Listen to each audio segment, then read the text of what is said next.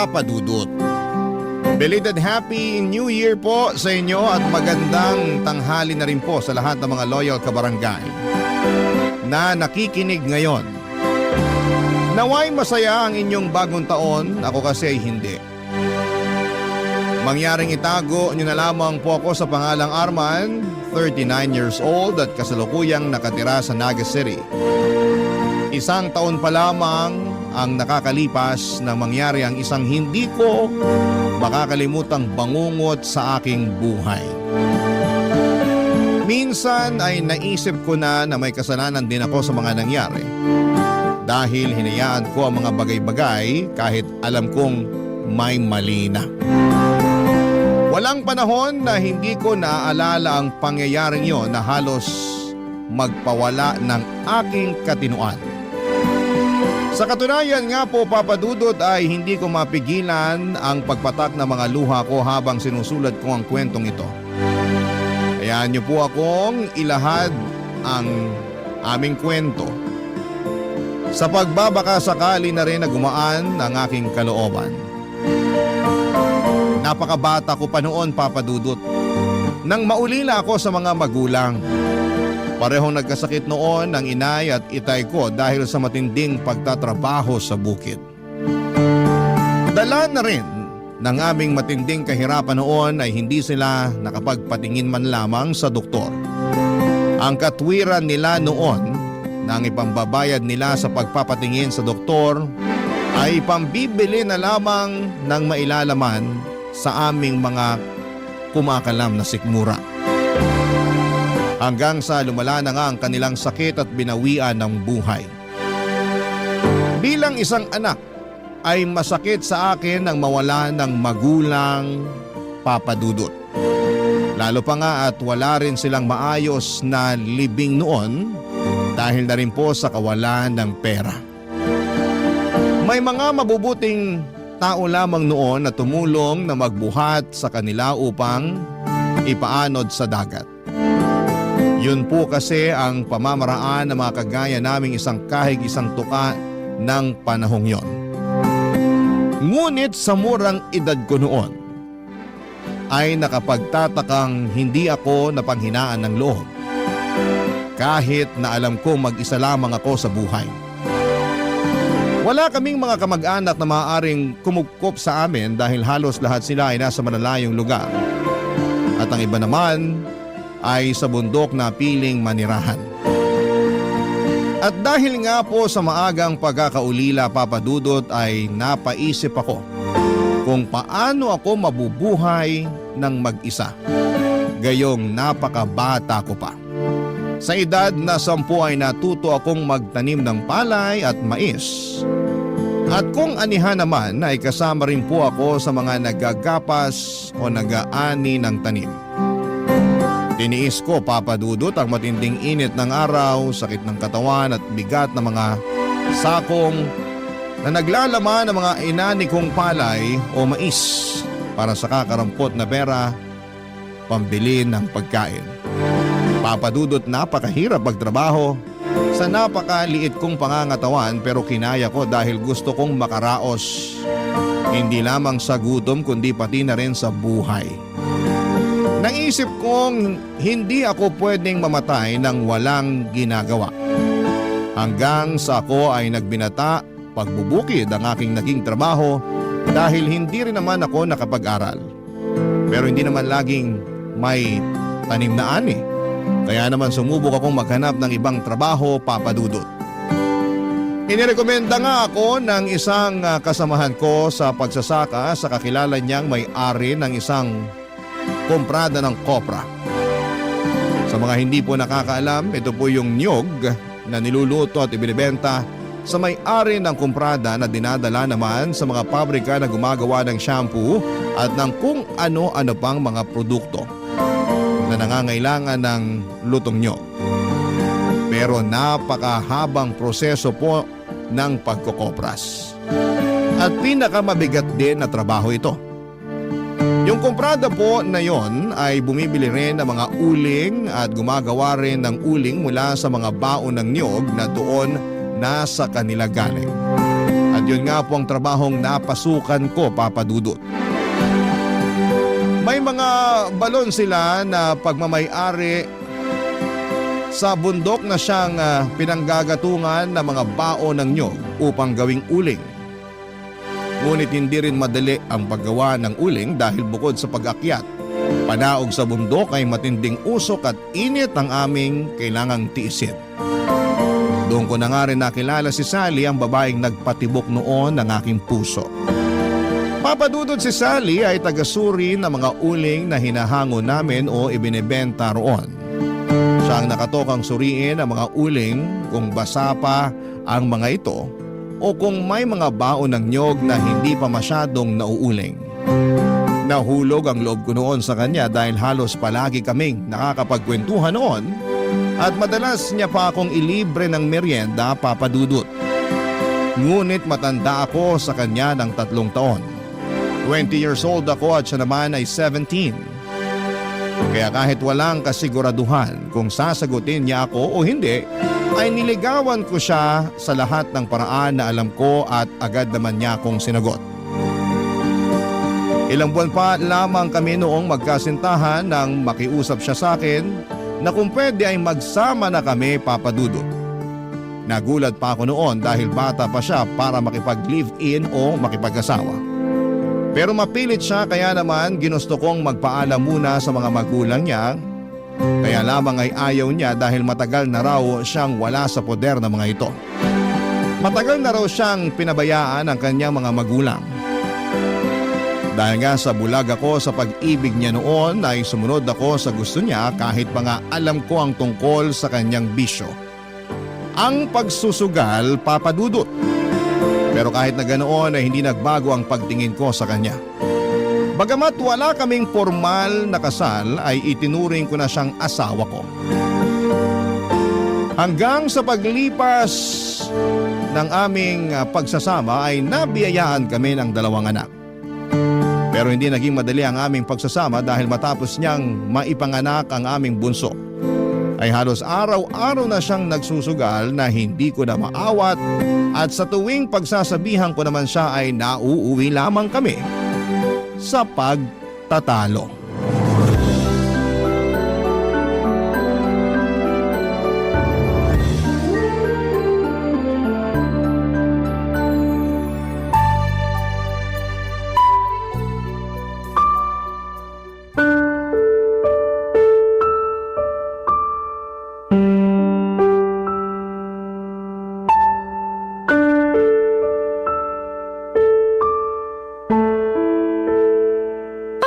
Naman, Arman, pinapahiya mo ako sa mga kumari ko eh.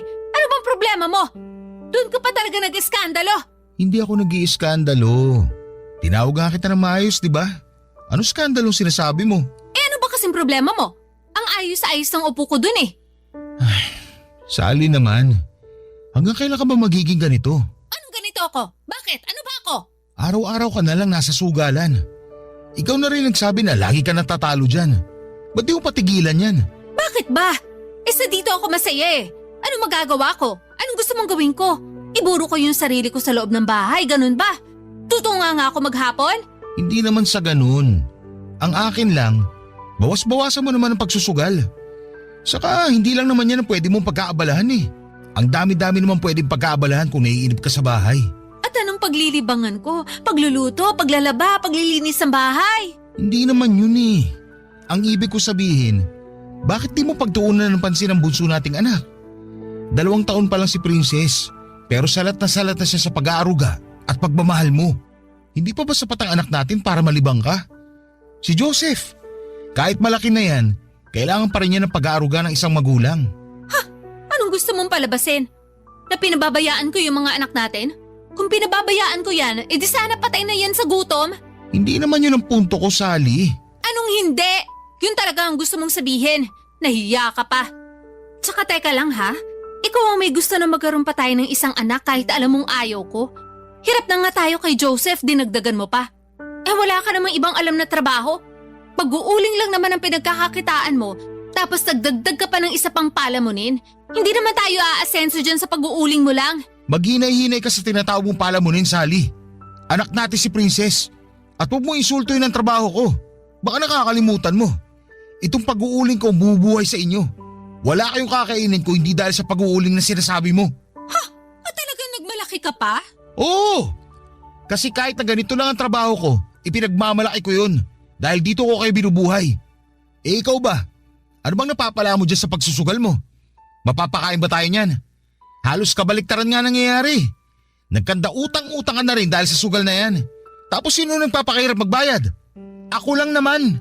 Habang ako pagod na pagod sa trabaho, puro ka naman pasarap sa buhay.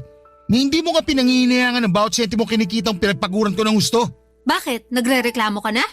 Hoy Arman, baka nakakalimutan mo rin kung anong ipinangako mo sa akin. Nangako ka sa akin na lahat ng pangangailangan ko ibibigay mo. Kasama na doon ang mga bagay na nagpapasaya sa akin. Grabe ka na talaga. Naririnig mo ba yung sarili mo? Hindi ba't ikaw ang atat na magsama tayo? O ano? Bakit hindi ka makapagsalita? Oo, ipinangako ko na hindi ko kayo pababayaan. Na ibibigay ko lahat ng pangangailangan nyo. Pero hindi ko sinabing pati bisyo mo, sasagutin ko pa rin. Bisyo? Ito ang nagpapasaya sa akin. Ano bang hindi mo maintindihan doon? Buti nga hindi ako si pabili ng ganito, pabili ng ganyan. Inaayon ko lang sa kakayanan mo ang hinihingi ko, Arman. Hindi ba sapat na maging masaya ka dahil sa mga anak natin?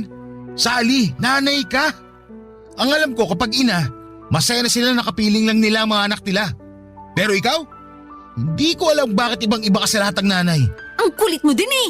Hindi ko ginusto na magkaroon ng isa pang anak. Ang hirap na nga ng buhay natin, pinahihirapan mo palalo. Kung meron man nagpapabigat ang buhay natin ngayon, ikaw yun. Wala ka na nga na itutulong sa akin na kukuha mo pa magbisyo.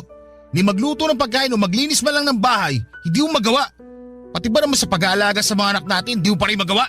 Eh di sana kumuha ka na lang ng katulong. Katulong pala hanap mo eh. Baluktot talaga lahat ng katwiran mo.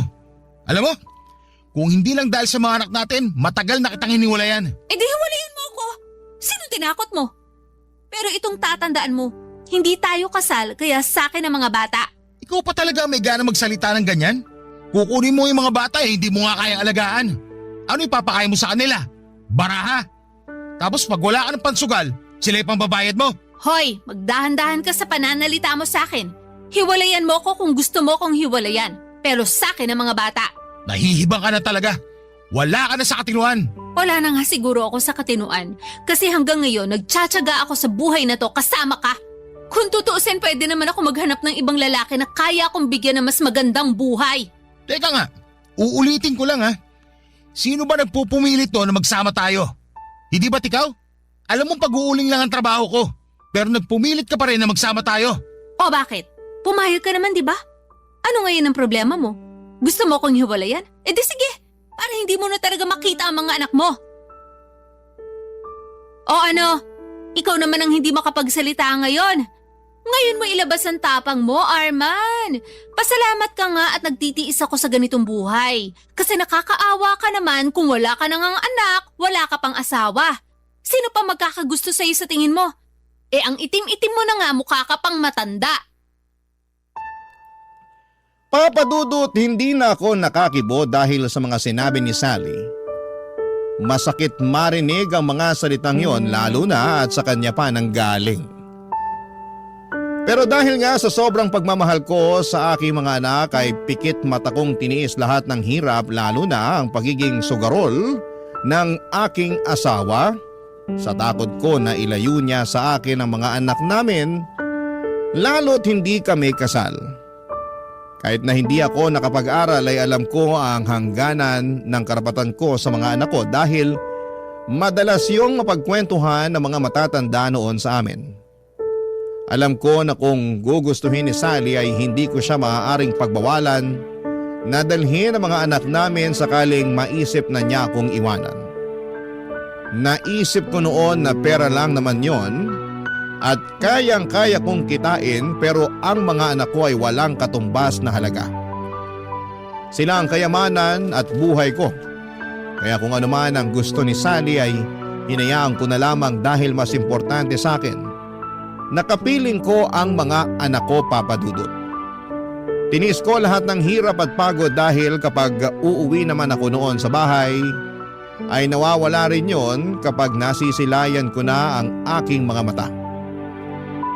Lalo na ang aking bunso na lagi akong sinasalubong sa aming pintuan kapag alam niyang pauwi na ako. Nalalapit na rin ang kanyang ikatlong karawan noon kaya naman dumilhen siya ako ng pera para maipagluto man lamang siya. Kahit tig-1 kilong pansit at spaghetti na aming pagsasaluhan.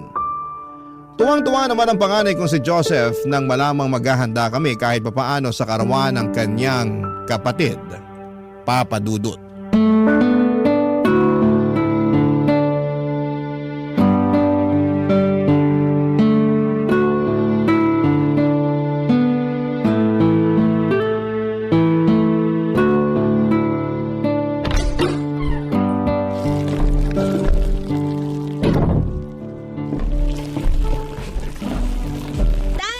Mano po? Kawa ka ng Diyos anak. Nasa si Princess? Natutulog na po. Ang aga naman yata matulog ng kapatid mo. Pagod po kakalaro eh. Ah, ganun ba? O eto, may pasalubong ako sa'yo. Wow! Pansit ba to na maraming kikiam? Tuwang-tuwa ka na kagad. Pansit bato lang naman yan. Para namang hindi nyo alam na paborito ko to. Oo nga naman.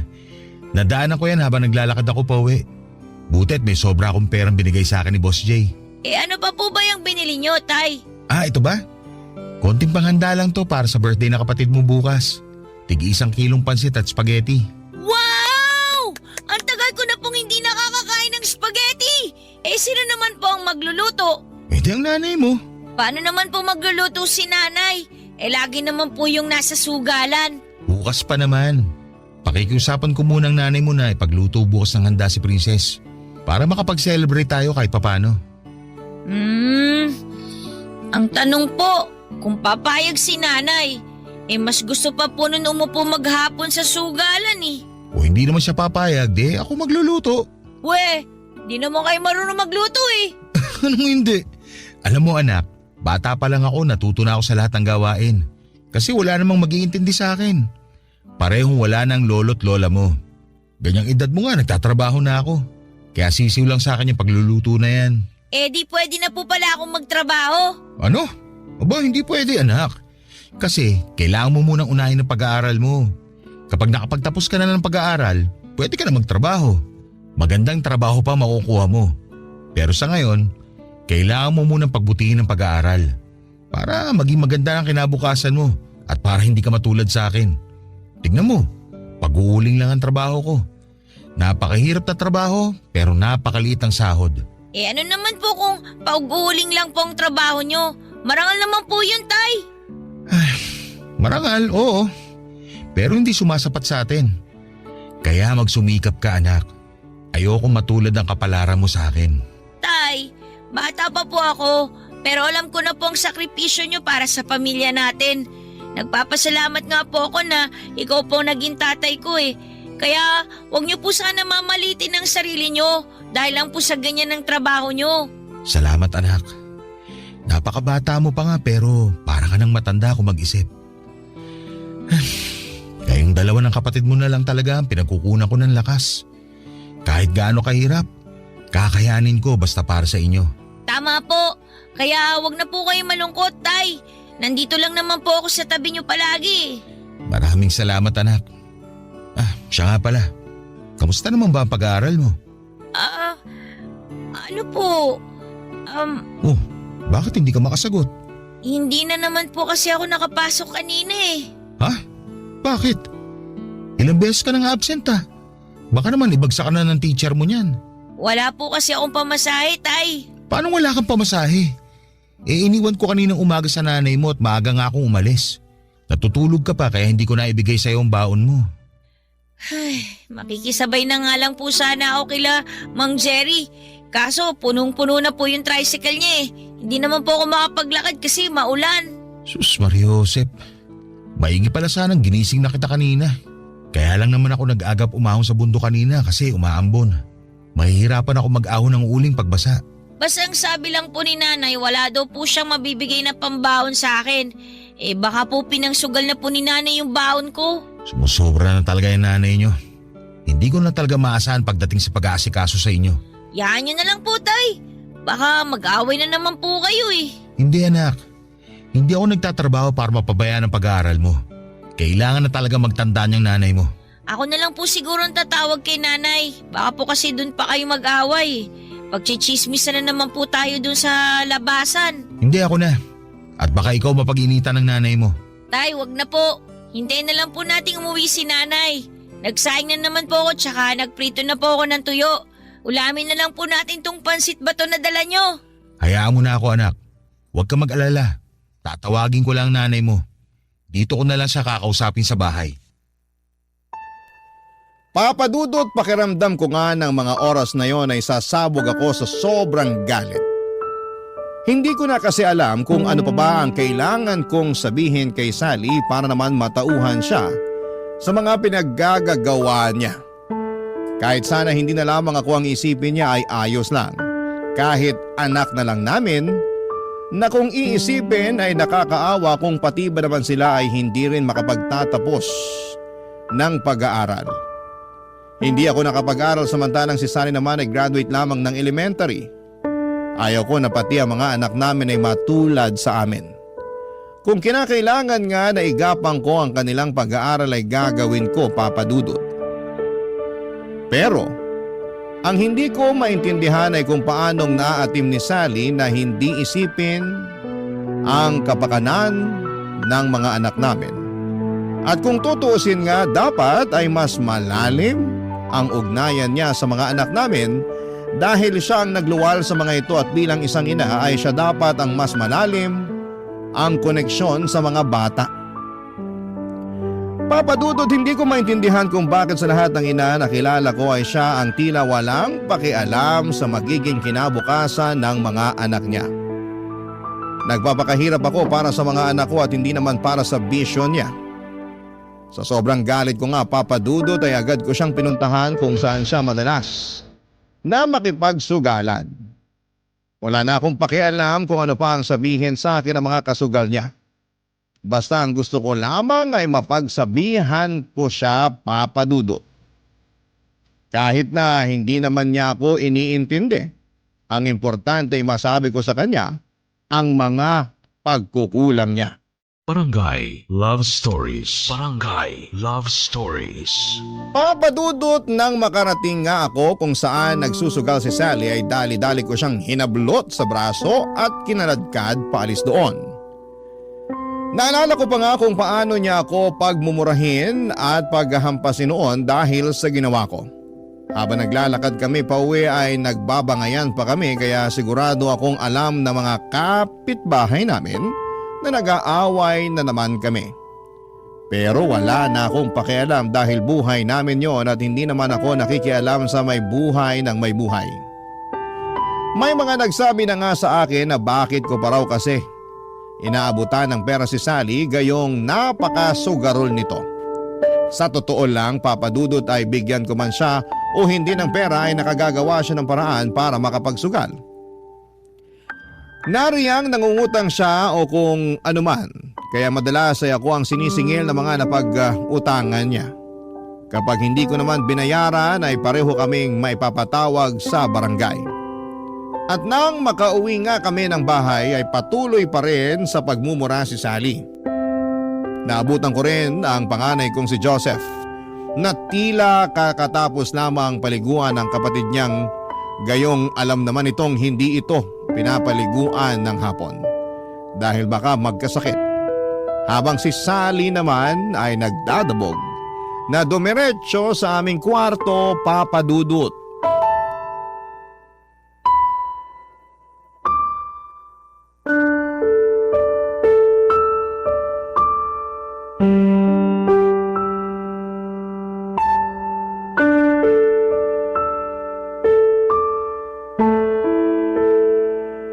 Wisit na buhay to! Joseph, hapon na, bakit pinaliguan mo pa yung kapatid mo? Galing na naman po kasi siya sa likod, tay eh. Naglalaro na naman po ng lupa sa may tabing sapa. Akala ko ba tulog yan? Namimiyasa na ng kakalaro sa sapa yan ah. Baka mahulog yan doon. Nagbanyo lang po ako, Tay. Sumasakit po kasi yung tiyan ko tapos bigla pong narinig ko nga po siya na naglalaro sa likod. Hindi ko po napansin na lumabas siya. Kita mo na, Sally? Ibis natutukan mo yung anak natin, puro kasugal. Alam mong malikot yan si Princess. Kung saan nagsusuot. Kung mahulog yan sa sapa, anong gagawin mo? Alam mo, nasa trabaho ko.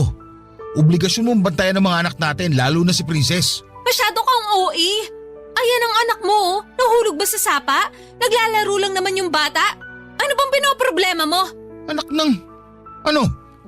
Hihintay mo pang mapahamak ang anak natin bago ka magtanda? Bago ka may gawin? Alagain pa si Princess. At dapat lagi kang nakabantay dyan. Ano ba naman to? Paulit-ulit na lang? Susumbatan mo na naman ako? Di ikaw na ang perpektong ama. Wala naman nangyari masama kay Princess, pero grabe ka makareact. Grabe. Bilib talaga ako sa'yo. Baluktot na nga, tinutuwid mo pa. O bakit? Totoo naman masyado ka lang OA. Alam mo, kung magsusumbatan lang tayo dito, bahala ka sa buhay mo. Babalik na lang ako sa sugalan. Wala kang kwentang kausap. Hindi pa ako tapos sa'yo. Aray ko naman! Bitiwan mo nga ako. Babalik ka doon sa sugalan? Kung pakainin kaya kita ng baraha, ang kapal mo na masyado. Pati yung baon dapat ang anak mo, pinasusugal mo. Itinaya ko yun kasi gusto ko sanang palaguin. Para mas malaking baon ang maibigay ko kay Joseph. Hindi ko naman akalain Na ano? Patatalo ka? Diyos ko naman, Sally. Palagi ka na lang talo sa sugal na yan. Baon na baon ka na nga sa utang. Hindi ka pa rin tumutodas. Nananalo naman ako kahit papano Kaya bawi lang ako. Alam mo, kahit hindi ako nakapag-aral, marunong ako magbilang. Yung mga itinataya mo dyan sa sugal, halos wala pa sa kalahating nababawi mo. Hoy Arman, sinasabi mo bang hindi ako marunong magbilang? Wala akong sinasabing ganun. Ganun na rin ang gusto mong palabasin. Kala mo naman kung sino ka magaling. Hindi ka nga nakapag-aral. Hindi ko itatanggi na hindi ako nakapag-aral. At hindi ako nagmamagaling. Ang sinasabi ko lang, hindi ka naman talaga nakakabawi sa sugal na yan eh. Ibinabaong ka lang niya sa utang. Ay sus, puro ka ganyan. Ikaw ba ang nagsusugal? Yan ang hirap sa'yo eh. Panay ka reklamo kasi ginagastos ko yung pera mo. Di ba responsibilidad mo na ibigay sa akin yun? Kasi asawa mo ko? Oo! Responsibilidad kita pero hindi ang bisyo mo. Kung panay reklamo ka rin lang, di hiwalayan mo ko. Wala ka rin naman bukang bibig kundi bisyo ko. Natural! Wala ka na sa tama eh. At ayan din ang hirap sa'yo eh. Kapag pinagsasabihan ka, hiwalay ka agad na ipananakot mo sa akin. Nakakasawa ka na kasi. Puro ka sumbat. Wala nang katapusan na sumbat. Araw-araw na lang, Arman. Rinding-rindi na ako sa lintik na boses mo. Sinampal mo ko? Pasensya na. Hindi ko sinasadya. Nabigla lang ako. Nabigla? Nagsawa ka na sa kakatala kaya ngayon naman pinagbubuhatan mo na ako ng kamay? Ay, hindi ko talaga sinasadya. Patawarin mo ako, Sally. Ewan ko sa'yo.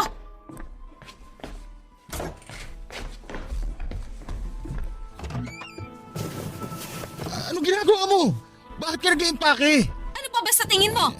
Sally naman. Sawang-sawa na ako sa kakasermon mo sa akin. Kaya para matahimik ka na, aalis na kami dito. Teka lang, nabigla lang talaga ako.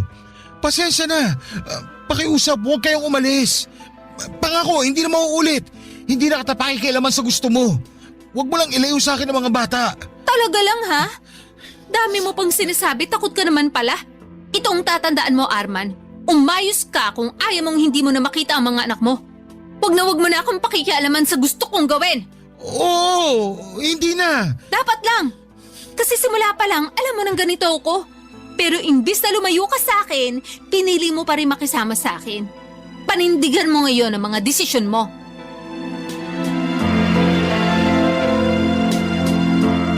Hindi ako nakasagot nang sabihin ni Sally ang mga katagang yon sa akin, Papa Dudut. Dahil alam kong tama siya sa parting yon. Tanga na nga siguro akong may tuturing dahil ako mismo ang pumulot ng bato na ipinukpok ko sa ulo ko. Pero kahit na ganoon ay pinanindigan ko ang pamilyang binuo ko, Papa Dudut. Sa ngalan ng pagmamahal ko sa mga anak ko ay lahat ay titiisin ko. Kahit pa alam ko sa sarili ko na wala na akong pagmamahal para kay Sally. Hindi ko alam, Papa Dudut, kung kailan nawala ang pagmamahal na meron ako para sa kanya. Pero ang importante lamang ay may buong pamilya ang mga anak ko. Hindi na rin po ako umaasa na magbabago pa si Sally dahil kung gusto niyang magbago ay dati pa sana niyang ginawa yon. Sa kabila nga ng matinding galit ko noon, Papa Dudut, ay pinilit kong ikalma ang sarili ko. Alam kong hindi tama ang manakit ng babae. Galit na galit nga ako sa mga lalaking nananakit ng babae, pero ako rin ang gumawa noon. Kinabukasan nga noon ay maaga akong nagpaalam sa amo ko na kung pupwede ay uuwi na ako dahil karawan ng anak ko at pumayag naman siya. 2:00 pa lamang noon ng hapon ay pinayagan na niya akong umuwi. Nag-abot pa nga siya sa akin ng 200 pesos bago ako umuwi. Pandagdag daw sa birthday ng anak ko. Nagpasalamat naman ako sa amo ko dahil malaking bagay na rin yon dahil kahit papaano ay makakabili ako ng juice at mga tinapay man lang para pandagdag sa pansit at spaghetti na lulutuin ko.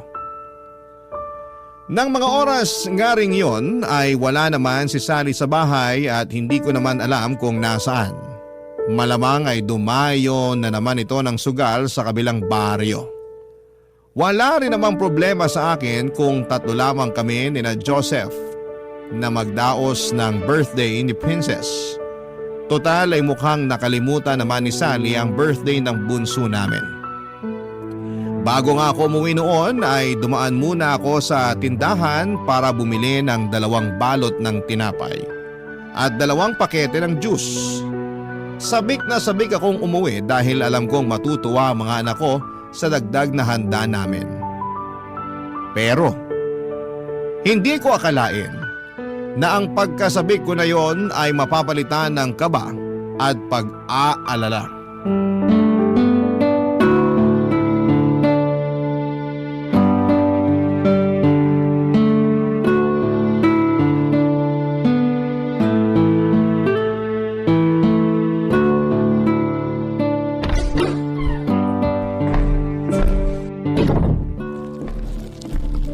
Tay, mano po? Kaawaan ka ng Diyos, anak. Gutom na po ba kayo? Nagsasaing pa lang po ako eh. Hindi pa. Kumain naman ako sa trabaho. Anong oras na? Hindi pa ba kayo kumakain ng tanghalian? Hindi pa nga po eh. Kauwi ko lang din po. Wala rin pong sinaing pagdating ko. Anong oras na? Wala ka bang pasok ng hapon? Wala po tay. May meeting po mga teacher. Ganun ba? May ulam na ba kayo? 30 pesos na lang tong pera ko eh. Ano kayang mabibili nito? Eh di kahit ano na lang po. Chicharon po o kaya itlog po na lang ulit. Mantika, meron pa ba? Wala na po eh. Lagayin na lang natin yung itlog. Sakto na kasi tong pera ko para sa 3 itlog eh. Tira na nga lang yan sa 200 na binigay ng boss ko para may pandagdag sa birthday ni Princess. Talaga po? Oo anak, kaya bumili ako ng juice sa tinapay. Wow! Ang dami po palang handa ni Princess! Oo anak, kaya magpakabusog kayo mamaya pagkatapos ko magluto. Pero bumili ka na muna ng itlog para makakain na kayo. Mamaya na lang kayo bumawi ng kain. Sige po! Ay, teka, may mantika nga pala doon sa mga pinamili ko kahapon. Bawasan na lang natin yun, pangprito ng itlog. Okay na po yung nilagang itlog, tay. Sigurado ka? Si Princess, baka ayaw niya ng nilagang itlog. Wala naman pong inaayawan si Princess eh. Oo nga pala. Nasa na pala ang kapatid mo? Ba't di man lang ako sinalubong? Ay, hindi ko nga po alam tay eh. Kararating ko lang po galing sa eskwelahan. Hindi ko naman po siya nadatnan dito. Baka po kasama ni nanay sa sugalan. Wala naman po magbabantay kay Princess kung may iiwan po dito. Oo nga no. Sige, dito ka na muna. Susunduin ko lang ang kapatid mo. Kala ko po ba bibili ako ng itlog? Ako na lang. Para masundo ko na rin ang kapatid mo. Bantayan mo na lang yung sinay at baka masunog. Oh, Sally. Buti naman at naisip mong umuwi. Bakit na naman? Nasa si Princess? Nandun sa kwarto natin natutulog. Sabi ni Joseph wala naman daw sa kwarto. Tiningnan mo na ba? Iniwan ko nga lang siya sa kwarto. Sabi nga ng anak mo wala siya doon. Imposibleng wala doon si Princess. Mahimbing nga ang tulog. Iniwan ko doon. Anong oras ka ba umalis ng bahay kanina? Iniwan mo talaga ang anak mo mag-isa sa kwarto para makapagsugal ka? Lintik naman oh! Pauwi paulit-ulit ka na lang eh. Ang laki masyado ng problema mo. Oo na, titignan ko na sa kwarto. Pero tay, tiningnan ko na si Princess sa kwarto kanina eh. Wala po siya doon. Sabi nitong nanay mo, iniwan niya daw natutulog sa kwarto eh. Ha? Kahit tingnan natin ulit ngayon tay, wala po talaga siya ron. Ano?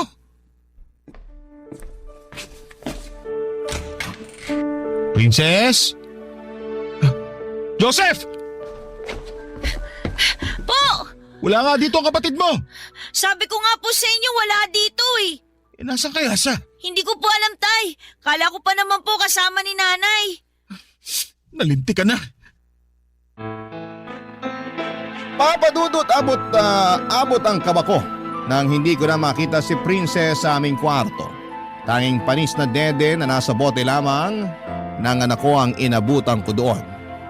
Kaya agad kong tinignan ang ilalim ng papag namin pati na ang mga aparador pero wala rin ito doon. Halos balik tarin ko na nga ang bahay namin. Pero hindi ko siya nakikita, Papa Dudut. Inutusan ko rin po si Joseph na tingnan sa may sapa kung saan madalas maglaro si Princess kapag walang nagbabantay sa kanya, subalit bigo rin si Joseph na mahanap ang kapatid niya. Agad na akong nakaramdam ng hindi maganda noon at kung ano-anong masasamang bagay na ang pumasok sa utak ko, Papa Dudut, ng mga oras na yon. Nagdasal po ako kaagad na sana'y walang nangyaring masama sa anak ko dahil baka mapatay ko si Sally kapag nagkataon. Pero naisip kong hindi muna dapat ako magpadalos-dalos kaya naman nagtanong-tanong ako sa mga kapitbahay namin sa pagbabaka sakali na nakikipaglaro lamang ang anak ko sa ibang mga bata. Pero halos lahat ng mga napagtanungan ko ay sinabing hindi nila napansin ang anak ko dahil na rin sa lakas ng ulan. Kaya naman hindi sila lumalabas at sarado lamang ang kanilang bahay. Nagpunta na rin po ako sa may sapa sa likod ng aming bahay pero bigo rin akong mahanap siya roon, Papa Dudut. Para na akong baliw, kakaikot at kakaisip kung saan pa pwedeng magpunta ang anak ko pero wala na akong maisip pa. At bigla namang sumagi sa isipan ko na baka may kumuha sa anak ko dahil napansing walang kasama o bantay.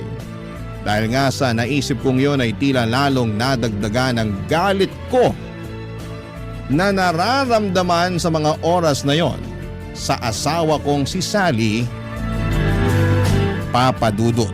Barangay Love Stories. Barangay Love Stories.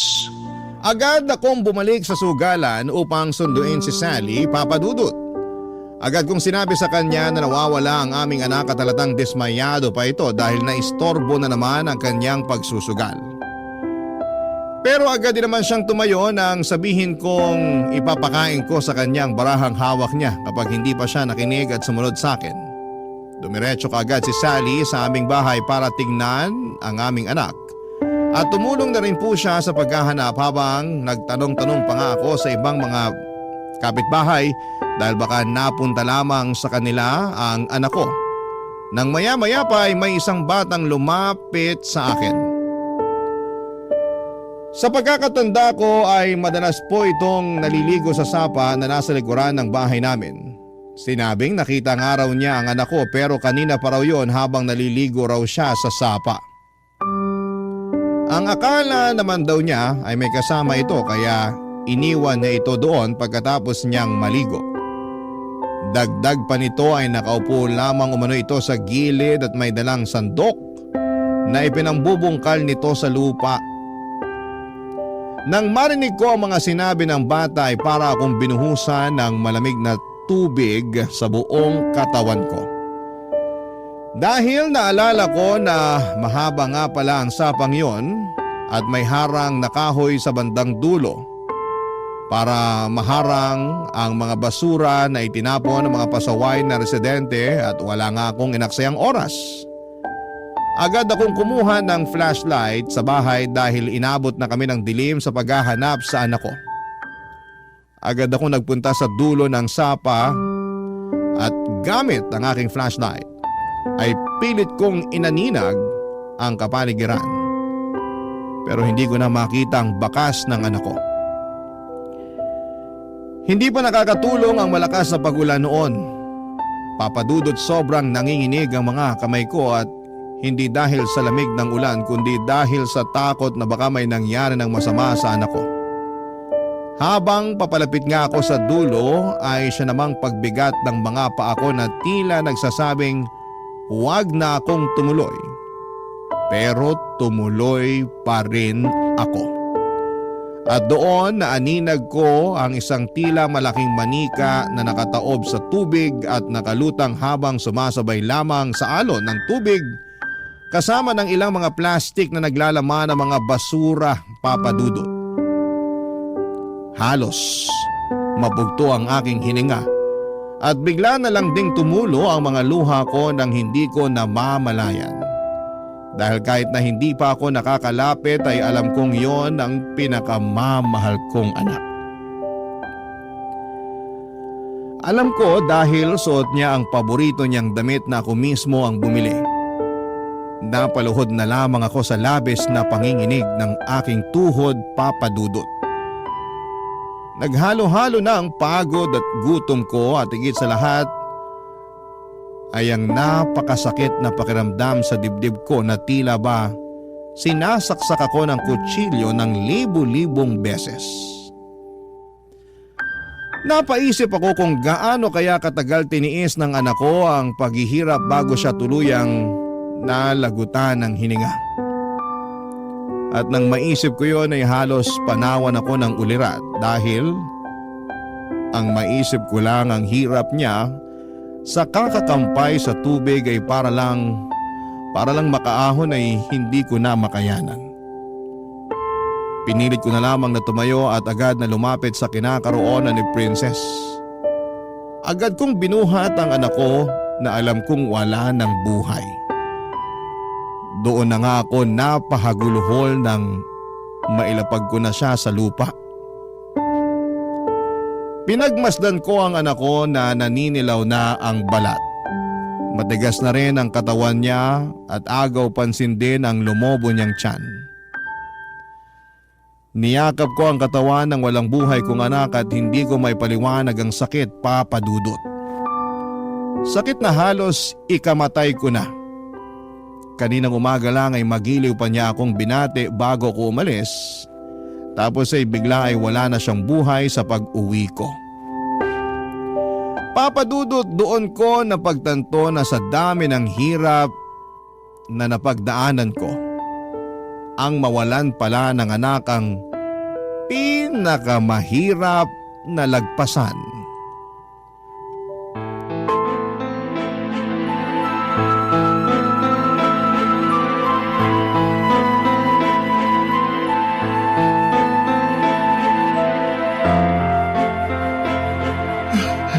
Princess!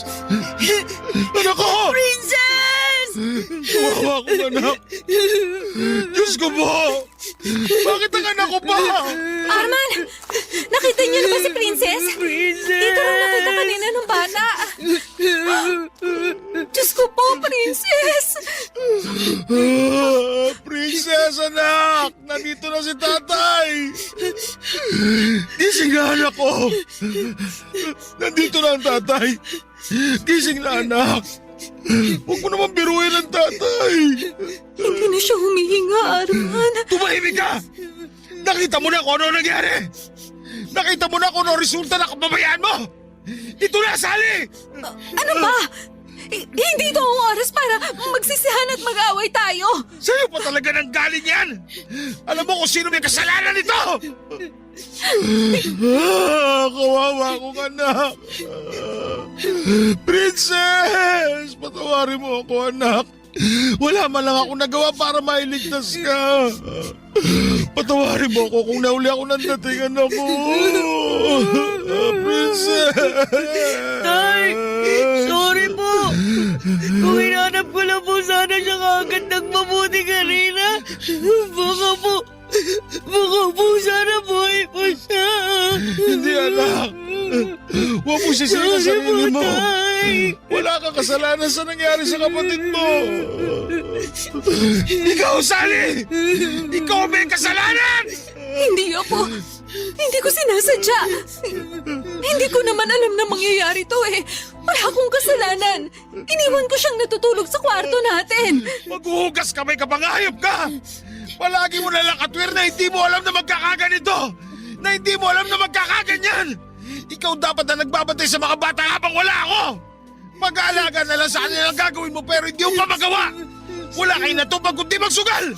Lustayin ang pera pinagpaguran ko! Wala kang kwentang tao! Sana ikaw na lang ang namatay at hindi ang anak ko! Tay! Tay, wag po! Hindi ako! Tama na po! Mga pumapatay niyo si nanay!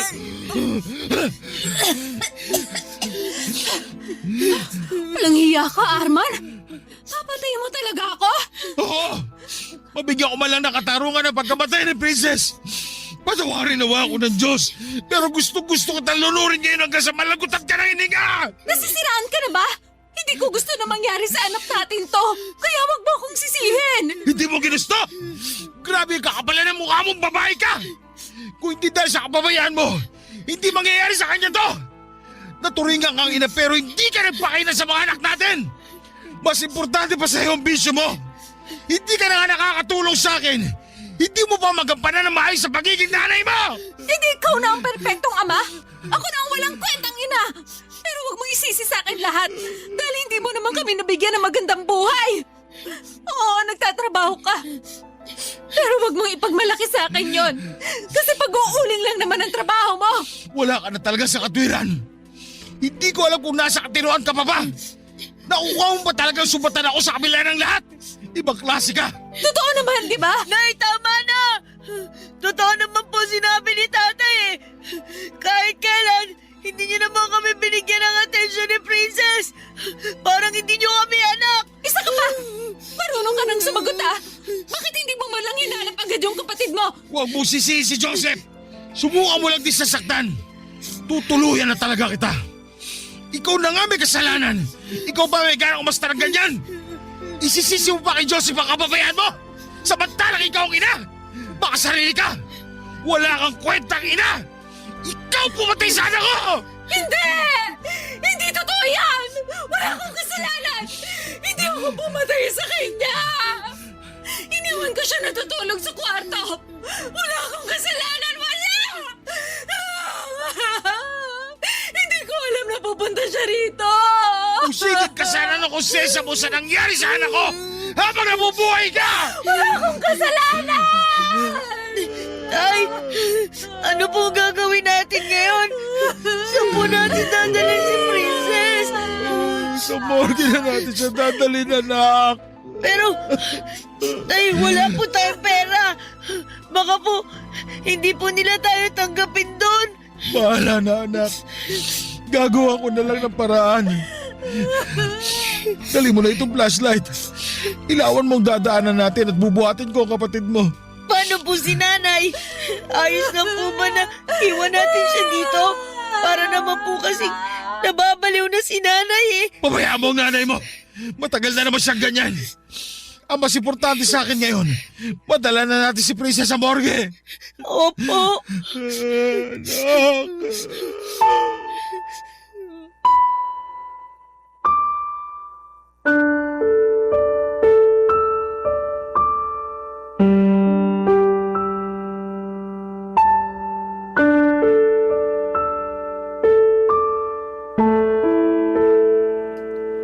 Papadudod sa sobrang galit ko nga ay walang lingon na iniwan na namin ng anak kong si Joseph ang nanay niya sa tabi ng sapa. Patawarin talaga ako ng Diyos dahil gusto kong sakalin ng mahigpit si Sally ng mga oras na yon para maranasan niya ang hirap na dinanas ng anak ko. Parang gustong gusto ko siyang patayin dahil sa kapabayaan niya at mas nakakagalit pa na hindi niya matanggap ang pagkakamali niya. Pero laking pasalamat ko nang awatin ako ni Joseph na pag-isip-isip ko kaagad na mali ang gagawin ko at hindi ko basta itatapon ang buhay ko para lamang makaganti sa kanya. dahil may isa pa akong anak na umaasa sa akin. Kaya naman bago pa ako may magawa kay Sally ay binuhat ko na ang walang buhay na katawan ng anak ko. At naiwan lang doon si Sally na tulala at tila wala sa sarili. Naisip ko rin na nawalan man ako ng isang anak ay meron pang natitira sa akin at hindi dapat ako magpadala sa init ng ulo ko.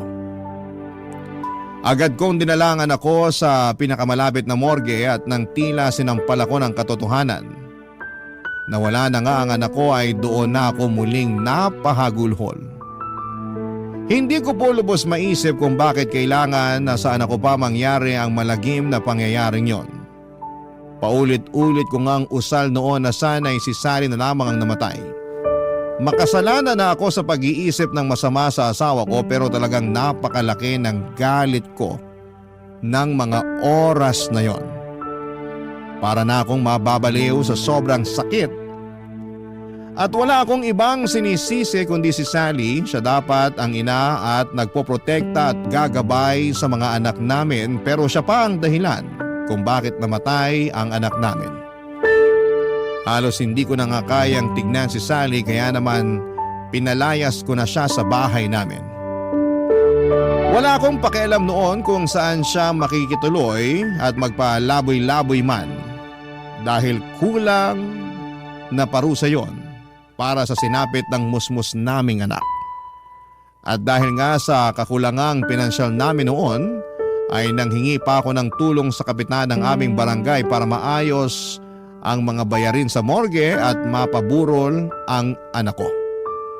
Hindi naman ako nabigo at nagpapasalamat ako dahil maging ang mga kapitbahay ko ay tumulong sa akin, lalo pa at naawa sila sa sinapit ng aking anak. Nagpahayag din sila ng pakikiramay sa akin at may iilan din naman na nagpahayag ng pagkagalit kay Sally. Papa Dudut, sa totoo lang ay pinagbawal ko ang pagsusugal sa lamay ng anak ko dahil isa rin yon sa itinuturing kong dahilan ng pagkamatay ng anak ko. Nabaliw si Sally dahil sa sugal kaya naman napabayaan niya ang obligasyon niya bilang asawa at ina. Ang akala ko nga noon ay hindi ko na makikita pa ang pagmumukha ni Sally. Pero himalang nagpakita pa siya sa ikalawang araw ng burol ng anak ko. Umiiyak at nagmamakaawa na gusto niyang makita ang anak niya. Pero dahil nangingibabaw pa rin ang galit ko sa kanya ay buwang desisyon ko na hindi siya hayang makapasok man lamang sa pamamahay ko, Papa Dudut.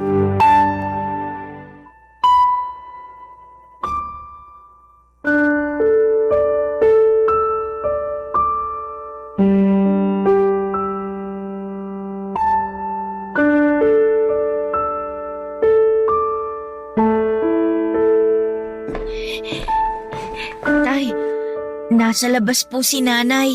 Ano? Lakas pa talaga siya ng loob magpunta rito. Dito ka muna. Lalabas ako. Magtimpla ka muna ng kape para sa mga bisita. Tsaka bigyan mo rin sila ng tinapay.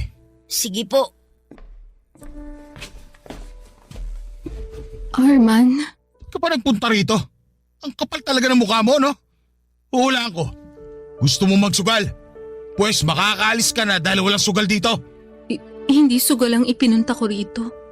Gusto ko lang makita si Princess. Ah, talaga? Bakit? Kailan ka pa nagkaroon ng pakialam kay Princess? Pinabayaan mo nga mamatay, hindi ba? Hindi totoo yan. Ano ko rin naman siya, Arman. Kaya ako Anak? Ibang ka ba? Saan mo kinukuha yung kakapalan ng mukha mong tawaging anak si Princess sa kabila na nangyari? Ha? Oo!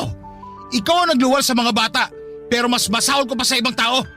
Yung mga hayop ka kapag nawawala ang anak nila, hinahanap kagad nila. Pero ikaw, parang wala kang anak kung umasta. Ang sarap na ng buhay mo eh. Kain, tulog, sugal, yun lang. Oo, pabaya kong ina. Pero sa tingin mo ba ginusto ko yung nangyari sa kanya? Nasasaktan din ako, Arman. Masakit sa akin yung nangyari sa kanya. Masakit? Huwag na tayo magplastikan dito, Sally. Alam nating parehong hindi ka pabor na nagkaanak ulit tayo. Kaya huwag mo akong paandaran ng mga kasinungalingan mo. Ang kapal mo. Pinipilit mo pa rin talagang pagtakpan ang kapabayaan mo. Kahit pabaya kong ina, hindi ko namang ginusto na mawala ng anak. Hindi ako ganun kasamang tao. Oo, nasabi kong hindi ko ginusto ng isa pang anak.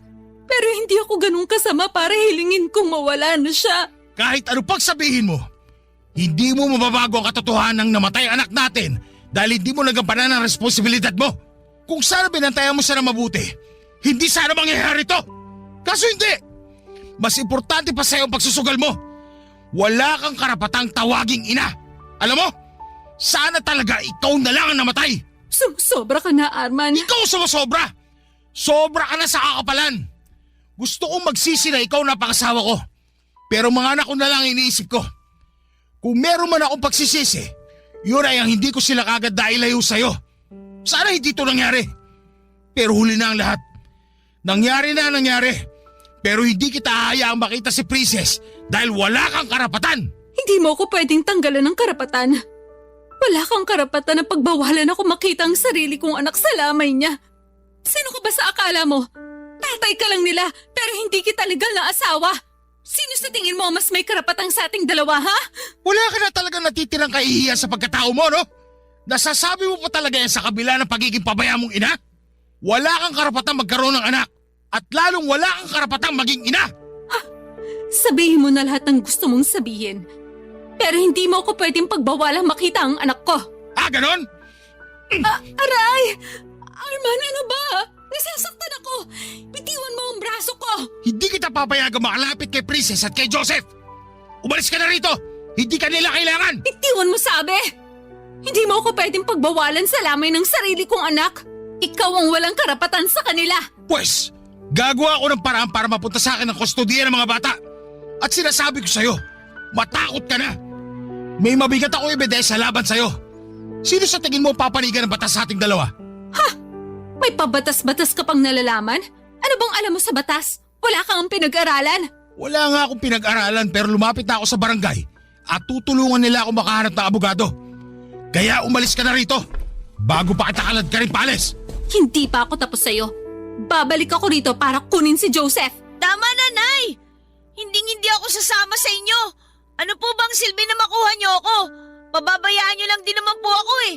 Kahit naman kailan hindi niyo po pinaramdam sa amin ni Princess na may nanay kami. Si tatay lang naman po nagmamahal sa amin eh. Wala kang ibang inatupag kundi sugal. Kaya po namatay si Princess. Sana hindi na lang ikaw ang naging nanay namin. Wala kang utang na loob. Wala ka sa mundong to kung hindi dahil sa akin.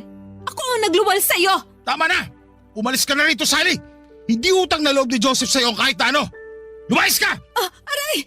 Oo na, aalis ako. Hindi mo ako kailangang itulak. Pero babalik ako. Tandaan mo yan. Ayos ka lang, anak. Ayoko po sumama kay nanay. Dito lang po ako sa inyo, tay. Huwag ka mag-alala, anak. Hindi ako papayag na makuha ka sa akin ng nanay mo. Wala na rin nagawa si Sally, Papa Dudut.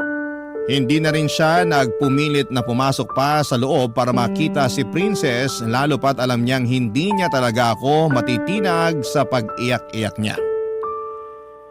Hindi po ako nakaramdam ng awa sa kanya ng mga oras na yon dahil para sa akin, ang isang bayaning ina na katulad niya ay walang karapatan na makalapit sa mga anak namin. Hindi rin po ako nagpasindak sa pagbabanta niyang yon dahil alam ko na mas may laban ako kung sakaling ipilit niyang makuha sa akin ang anak namin. Kung kinakailangan nga na humingi ako ng tulong sa mga social worker o abogado ay gagawin ko para lamang matanggalan siya ng karapatan sa anak namin. Sa isip ko, Papa Dudut, ay hindi naman siguro importante kung wala akong pinag-aralan basta't kaya kong alagaan at buhayin ang anak ko ay sapat na. Papa Dudut, maayos ngang nailibing ang anak ko at marami rin ang nakipaglibing at halos lahat ay naawa sa sinapit ng aking anak. At naawa din sa akin. Ika nga nila sa kabila ng pagtataguyod ko sa aking pamilya ay sadya raw talagang hindi nawawala ang lason sa pamilya na tuluyang sisira sa aming pagsasama. Matapos ngang mailibing ang aking anak, ay bumalik ako sa pagtatrabaho at mas pinagbuti ko pa para sa aming dalawa ni Joseph. Madalas nga kapag walang pasok sa eskwela ay sinasamahan niya ako sa trabaho ko sa ulingan at tumutulong sa akin para hindi raw ako masyadong mahirapan sa pagtatrabaho. Kahit ayaw ko naman siyang payagan sa pagtulong sa akin ay mapilit talaga siya. Mas gusto ko sana na mas pagtuunan niya ng atensyon ang kanyang pag-aaral pero nais niya raw na makatulong sa akin kahit sa ganong paraan. Makalipas nga ang halos ilang buwan ay nagbalik si Sally pero may kasama itong mga social workers para kunin si Joseph. Nagtalo pa kami ni Sally ng araw na yon hanggang sa nalaman nga ng social workers ang nangyari sa aming bunsong anak at kung gaano ito kaadik sa pagsusugal na umabot na nga sa puntong napabayaan nito ang mga anak namin. Nagkaroon nga kami ng usapan sa barangay kung saan ay tinulungan nila akong mag-file ng petition for custody para sa anak kong si Joseph. Dahil hindi rin naman daw basta-basta mapupunta sa akin ang bata ng walang batas na mamamagitan. Tinulungan nila akong kumuha ng public service sa isang pampublikong abogado. Bilang wala akong kakayahan na magbayad at gumastos para sa pag-file ng petition. At nang mag-trial nga ay napatunayan na walang kakayahan si Sally para alagaan at ibigay ang pangangailangan ni Joseph. At dahil wala na ring pamilya si Sally na maaaring maging guardian ng anak ko, ay napagpasyahan ng korte na ibigay sa akin ang kustodiya ng aking anak. Laking pasalamat ko nga sa lahat ng tumulong sa akin dahil nawala na ako ng isang anak at hindi ko nakakayanin pa kung pati si Joseph ay malalayo sa akin. Sa ngayon, Papa Dudut, ay masaya na kaming namumuhay ng anak kong si Joseph na kasalukuyang nag-aaral sa high school at isang taon na lamang ay graduate na. Mas lalo pa akong nagsusumikap para sa pagpasok niya sa kolehiyo. Hinding-hindi ko hahayaan na hindi siya makapagtatapos ng pag-aaral. Lahat po ay gagawin ko para sa ikagaganda ng kinabukasan niya kahit pa maghirap at magpakapagod ako. At sa tulong naman ng aming kapitan ay nagkaroon ako ng trabaho sa barangay kung saan ay isa akong janitor. Malaki po ang ipinagpasalamat ko sa bagong trabaho na meron ako dahil kumpara sa pag-uuling ay mas madali lang ang trabaho ko at kahit papaano ay mas malaki ang kinikita ko na makatutulong para makapag-ipon ng pangpaaral ko sa anak ko sa kolehiyo. Hindi na rin namin muling nakita pa si Sally at hindi namin alam kung nasaan siya. Pero kung nasaan man sana ay baguhin na niya ang kanyang sarili. Dito ko na po tatapusin, Papa Dudut, ang aking kwento. Dear Papa Dudut, magandang tanghali sa inyo at sa mga kabarangay natin na kagaya kong mahilig ding makinig ng Barangay Love Stories. Sumulat ako sa inyong istasyon para ibahagi ang kakaibang karanasan ko sa buhay.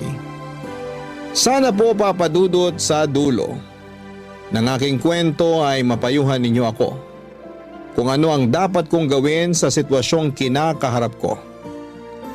Pero bago tayo pumunta doon ay magpapakilala muna ako. Ako nga pala si Gab, 33 years old at isang tricycle driver dito sa barangay namin sa Navotas. Masipag naman ako kung tatanungin ninyo ako. Wala ring bisyo, siguro'y umiinom lang paminsan-minsan. Pero hindi ko po yun prioridad. Good boy na maangas ang atake ko. Pero wala naman akong inaagrabyadong tao. May maliit kaming inuupahan sa lugar namin at kasama ko doon ang airpot ko. Kaya lang namatay na siya noong 2023 dahil sa atake sa puso. Sakto, sawirin ako noon sa pag-ibig dahil naghiwalay kami ng 5 taon kong kinakasama. Wala kaming anak kaya double dead, ika nga. Doble yung sakit, doble yung kirot. Pero pinilit ko pa ring umusad at noong taon ding yon ng 2023 ay may nakilala akong babae na tawagin na lang natin sa pangalang Regine. Nagkagustuhan kami at hindi nagtagal ay nagsama na sa iisang bubong, Papa Dudut.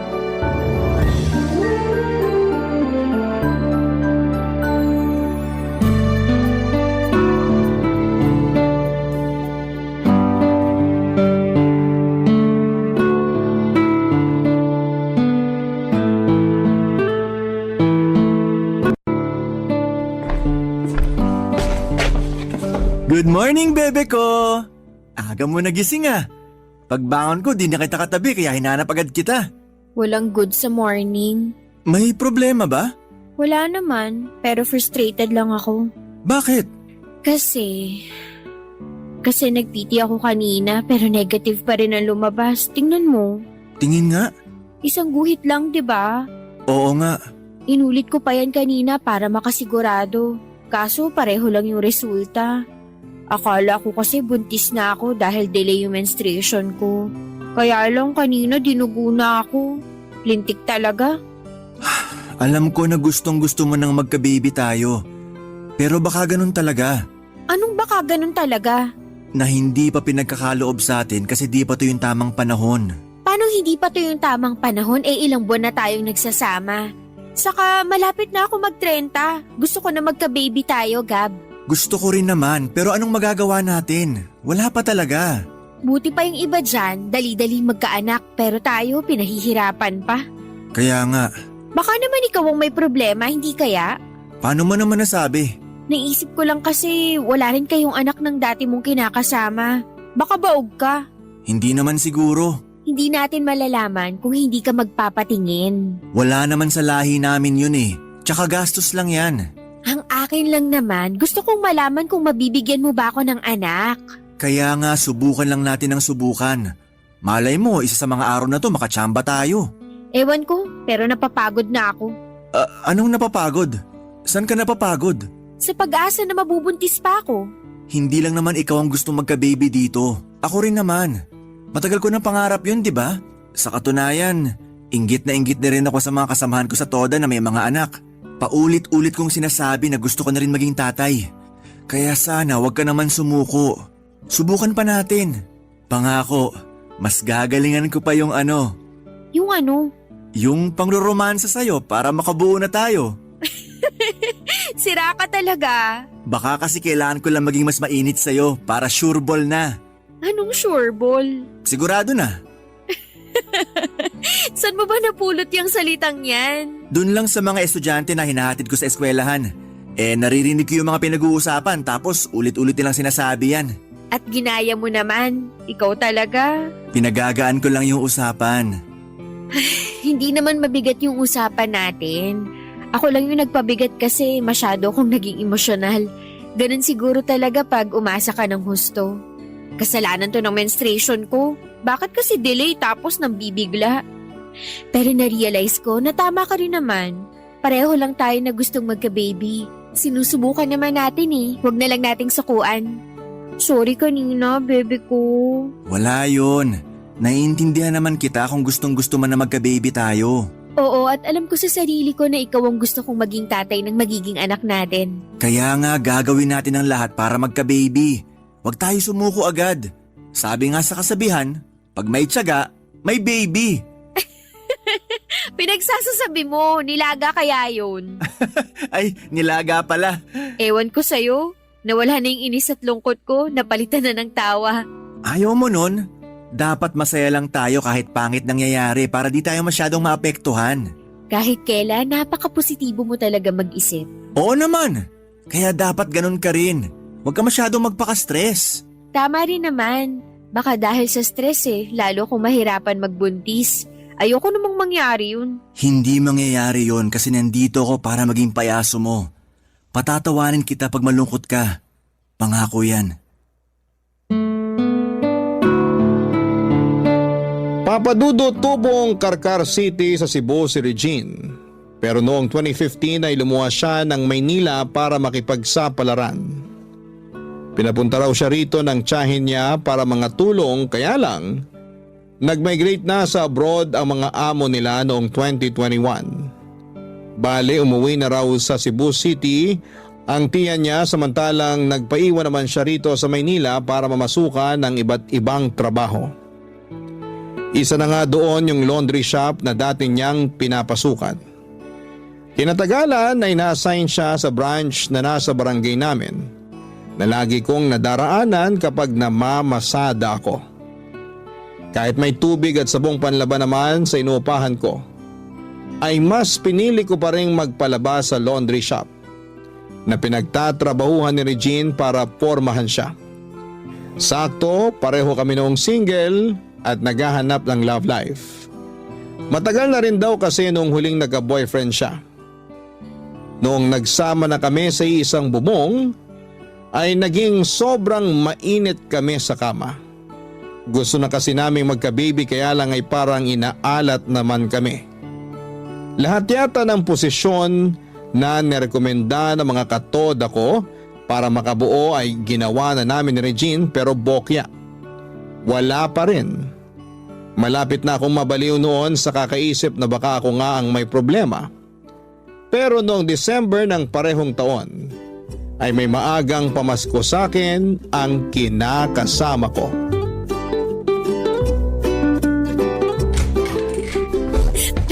Bebe ko, gising! Dali, gumising ka dyan! Ha? May sunog? Saan ang sunog? Anong sunog? Sabi mo may sunog! Halika na! Lumabas na tayo sa bahay, dali! Bubuhatin na kita! Hoy, sira ulo ka. Ibaba mo nga ako. Walang sunog. Wala? Oo, wala. May naamoy ka bang sunog? Wala naman, di ba? Wala ring maingay dyan sa labas. Ikaw lang. Grabe ka naman sa ako lang yung maingay. Grabe talaga ako. Sa totoo lang naman. Saka sabi ko, ibaba mo ko. Ay, sorry. Ayan na. Baba na. Bakit mo ba kasi ako binuhat? Syempre, para maligtas kita ng mabilis kung totoo nga may sunog. Wala nga sabing sunog. Saka palagay mo sa akin, hindi ko kayang iligtas ang sarili ko. Bebe naman, sorry na. Naalimpungatan lang ako kasi nagsisigaw ka dyan. Sakto na naginip pa naman ako ng sunog kaya ayun. Akala ko totoong buhay na. Huwag ka kasing manood ng mga bayolenteng palabas kaya napapaniginipan mo eh. Ganun ba yon? Oo. Maiba tayo, bebe ko. Bakit ka ba sumigaw kanina? Nataranta tuloy ako. Nataranta rin naman ako noon. Ha? Bakit? Kasi may nangyari. Ano? Kinakabahan naman ako sa'yo. Sira, bakit ka kinakabahan? Siyempre. Di ko alam kung mabuti o masama ba yung nangyari para magsisigaw ka dyan. Masama lang ba ang pwedeng mangyari? Siyempre mabuti to. Good news to, baby!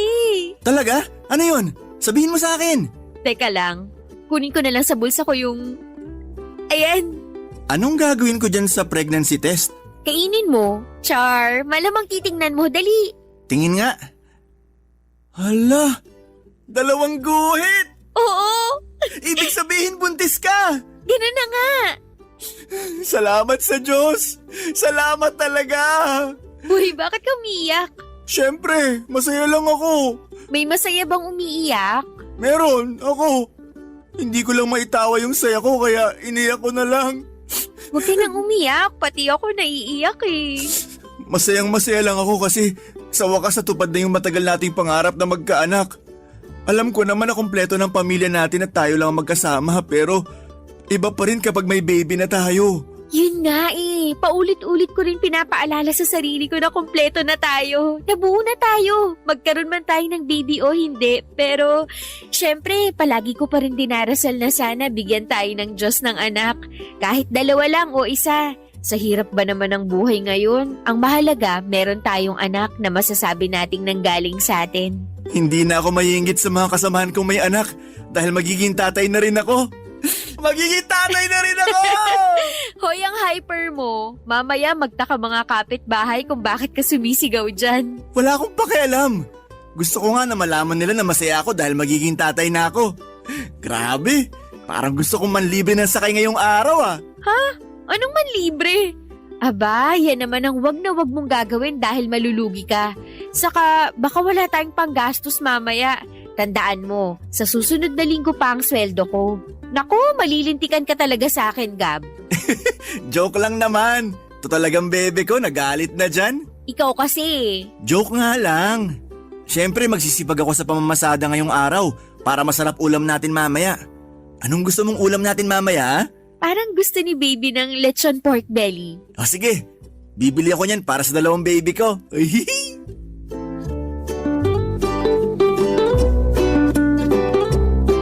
Papa Dudut, hindi ako pinanganak na mayaman. Mangingisda lamang ang erpat ko nung nabubuhay pa at nagtitinda lang ng isda sa palengke ang ermat ko. 4 kaming magkakapatid na lalaki at bunso ako. Pero nung nagkahiwalay ang mga magulang namin ay ako ang bukod tanging sumama sa tatay ko. Makitatay na kasi ako bata pa lamang. Kung tatanungin ninyo kung may komunikasyon pa ako sa nanay at mga kapatid ko ay meron pa naman. Kaya nga noong namatay ang airpod ko, pakiramdam ko ay lumiit ang mundo ko.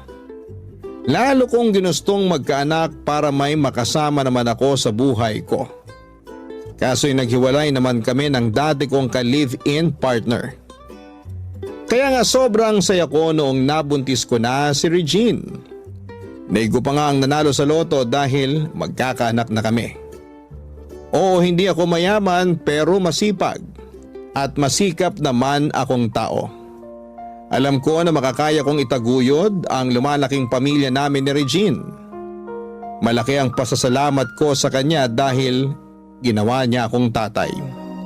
Simula noon ay lagi na kaming excited ng kinakasama ko sa pagdating ng magiging anak namin, Papa Dudut. Barangay Love Stories. Barangay Love Stories.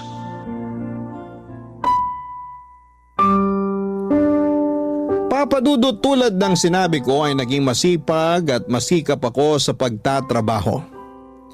Ang dating 10 oras ng pamamasada ko ng tricycle ay nadagdagan pa ng ilang oras. Kaya naman malimit namin yung pagtalunan ng kinakasama ko. Noong nasa 2 buwan na kasi ang tiyan niya, ay pinatigil ko na siya sa pagtatrabaho dahil dinugo siya noon at kapwa kami natakot para sa magiging anak namin. Pero ayon sa OB ni Regine ay safe naman ang baby, kaya lang nirekomenda nito na huwag siyang masyadong magkikilos. Dahil sa nangyari, nasa inuupahan na lang namin ang kinakasama ko at ako na lamang ang nagtrabaho. Tapos nagkaroon din kami ng sistema ni Regine sa bahay araw-araw. Bago ako umalis para mamasada, ay nilulutuan ko na lamang siya ng pagkain para pagising niya ay kakain na lamang siya. Umuwi rin ako bago magtanghalian na may bitbit na kanin at ulam para sabay na kaming kumain at makumusta ko siya. Kapag hapon naman ay dinadaanan ko siya para abutan ng merienda. Pinakiusapan ko rin ang malapit kong pinsang babae na taga-barangay lang din namin na tignan ang kinakasama ko kapag namamasada ako. Tapos inaabutan ko na lamang siya kahit magkano.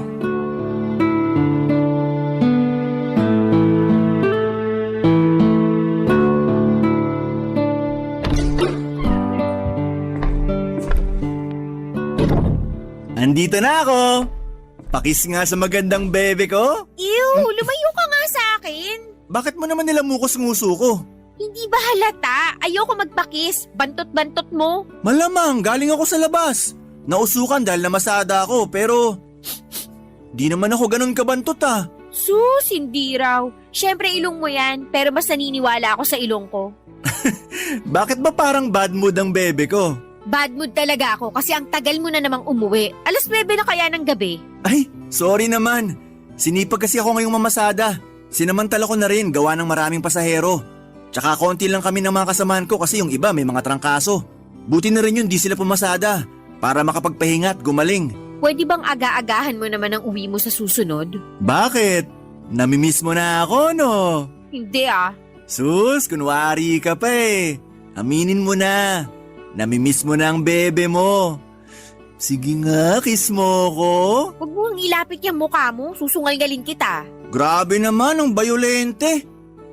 Teka, binigyan ka ba ng ulam ng pinsan ko? Nagabot ako sa kanya ng pera pandagdag sa lulutuin niyang kare-kare kanina. Sabi ko paborito mo yon tapos bigyan na lang tayo. Ay oo, binigyan niya ako kaso naubos ko na. Hindi na kita natirahan, bebe ko. Okay lang yon. Busog na rin naman ako kasi kumain na ako kanina. Talaga? Anong kinain mo at saan ka kumain? Sa palengke, dumaan ako doon para bumili ng matagal mo ng request na pagkain. Kumain na rin ako doon ng lomi, na-miss ko eh. Kunin ko lang yung pasulubong ko sa... Ay nako, naiwan ko pala sa tricycle. Teka, labasin ko lang bago pa kainin ng aso. Sige, sige. Tagal pa ba? Teka lang, andito na. Charan! Pasalubong ko sa'yo, bebe ko. Hala, empanada! Oo, di ba ulit-ulit mo sinabi na gusto mo niyan? Kaso walang nagtitinda niyan sa barangay natin, kaya dumayo pa ako sa may palengke. Buti na lang, meron nagtitinda doon malapit sa lumihan na madalas namin kinakainan ni tatay nung nabubuhay pa siya. Ganun ba? Buti nakahanap ka. Excited na akong kainin to. Teka, ayoko na pala kumain nito. Ha? Bakit naman? Hindi na sariwa eh, baho rin. Paanong di na sariwa kaluluto lang yan? Tsaka di yan mabaho ha? Basta, tingin ko dyan, di na sariwa kaya hindi na yan masarap. Ayoko na yan. Baby naman, akala ko gusto mo niyan. Gusto ko nga, pero nagbago ng isip ko. Nasusuka na ako, makita pa lang yan. Kaya pwede ba, ilayo mo na sa akin yan? Ayan, kunin mo tapos itapon mo. Ano? Bakit itatapon? Sayang naman. Ayoko na nga kasi yan. Kakainin ko na lang. Huwag mong kainin, itapon mo sabi. Turo sa akin ng airpot ko, wag magsayang ng pagkain. Patay na airpot mo kaya kasama na rin niyang nailibing yung mga tinuro niya sa'yo. Uy, sobra ka naman. Sobra na akong sobra pero pag hindi mo yan tinapon, dun ka sa tricycle mo matutulog. Ha? Bakit naman? Malamang maaamoy ko yan sa hininga mo mamaya kaya ayaw kitang katabi. Regine naman, kakainin ko na lang to. Tapon mo sabi. Ay. Sige ka, pag hindi mo yan tinapon, ibig sabihin hindi mo na ako mahal. Hala, saan naman ang galing yan? Sa akin lang. Itapon mo na sabi yan bago pa kita mapalaya sa harapan ko. Pambihira namang babae to. Kanina lang masaya tapos biglang umiyak. Ngayon naman parang dragon na kulang na lang magbuga ng apoy.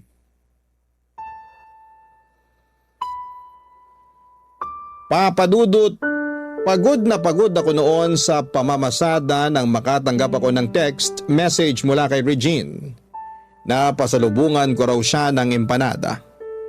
Nung nakaraang araw pa niya kasi gustong kumain noon. Pinaglilihian daw niya. Pero laking dismay ako nang hindi niya nagustuhan ang bitbit ko. Nang hinayang lamang ako dahil pagkain yon. At hinanap ko pa talaga yung kaisa-isang alam ko na nagtitinda noon sa palengke. Nakipagtalo pa nga ako sa tendera kasi gusto ko ay sariwa yung palaman dahil si Regine ang kakain para lang insultuhin niya at hindi siya natuwa noong ibinigay ko na sa kanya. Sa totoo lang, hindi yun ang una't huling insidente na pumalya ako sa mga pagkaing pinaglilihian ng kinakasama ko. Ewan ko ba naman sa panlasa niya pero sinusunod ko naman kung ano ang hilingin niya sa abot ng perang meron ako. Pero habang tumatagal ang paglilihi niya, ay mas nagiging komplikado ang mga pagkain na gusto niyang kainin. Aminado akong naaburido na ako kay Regine pero pinipigilan ko lang ang sarili ko na mapikon dahil grabing magtampo ang buntis. Buti na lamang to the rescue ang katoda at kumpare kong si Ben para payuhan ako.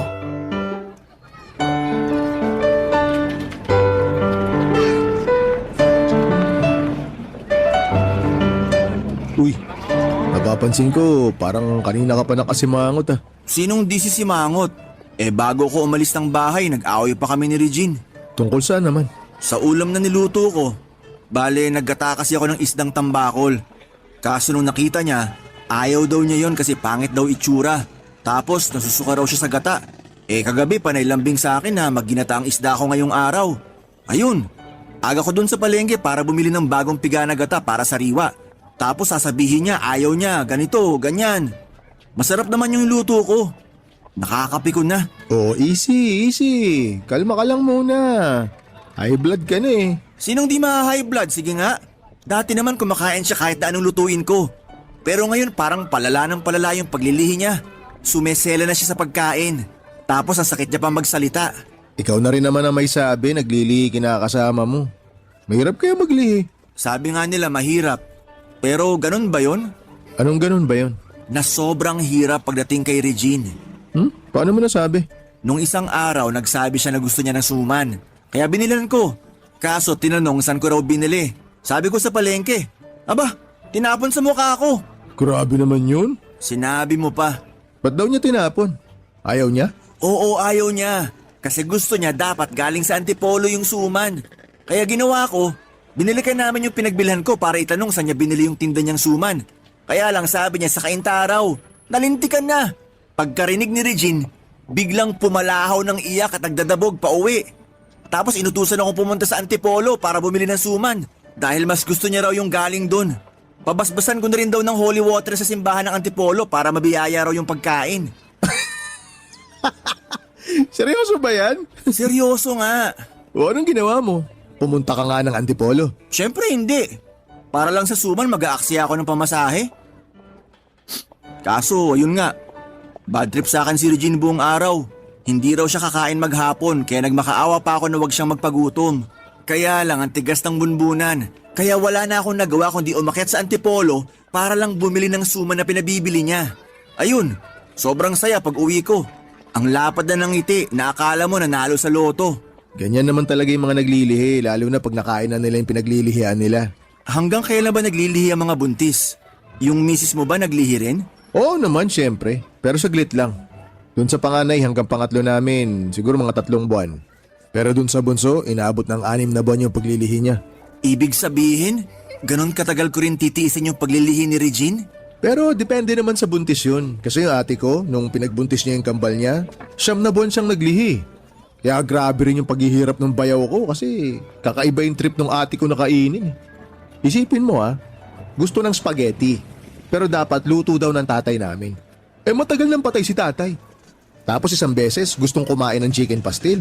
Kaso, dapat daw gawa ng mga kapatid nating Muslim sa Quiapo. Kasi mas masarap daw. Taga Bicol sila. Anong nangyari? Pumunta ba sila sa Quiapo? Siyempre hindi. Ba't pupunta ng Quiapo? Kaya 1 linggo rin di kinibo ng ate ko yung bayaw ko dahil masama ang loob. Pero lumipas din naman yun kasi nagkaroon na siya ng bagong pinaglihian. Alam mo kung ano? Ano? Fried itik. Pero dapat sa Angono raw galing. Ano ba yan? Napakalayo naman ng mga pagkain na gustong kainin. Naisip ko nga, baka naaaburido lang ate ko sa bahay nila kaya gustong gumala. Hindi lang babaeng nahihirapan pagbuntis at taglihi. Kawawa rin mga asawa at kinakasama nila. Oo, may punto ka, pero payo ko sa'yo pre Tiyagain mo na lang yan. Total, baby nyo rin naman ni Regine yung ipinagbubuntis niya Tsaka 9 na buwan lang naman yan Kapag naipanganak na yung baby nyo, tapos karga-karga mo na sa unang pagkakataon, sinasabi ko sa'yo pre, mapapawi lahat ng pagod mo sa mga binigay mong sakripisyo sa paglilihi ni Regine.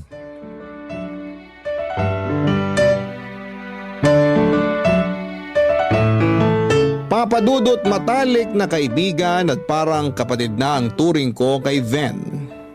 Kilala rin siya ni tatay at siya ang katukatulong ko noong burol at libing ng airpat ko. Karamay ko rin si Ven noong hiniwalayan ako ng una kong kinakasama taga-Sulsol at suporta noong umamin akong gusto kong ligawan si Regine. Bukod doon ay inaanak ko ang panganay niya kaya magkumpare rin kami. Idol ko talaga si Ven. Noong hindi pa ako nagkakaanak dahil mabilis niyang nabubuntis ang misis niya.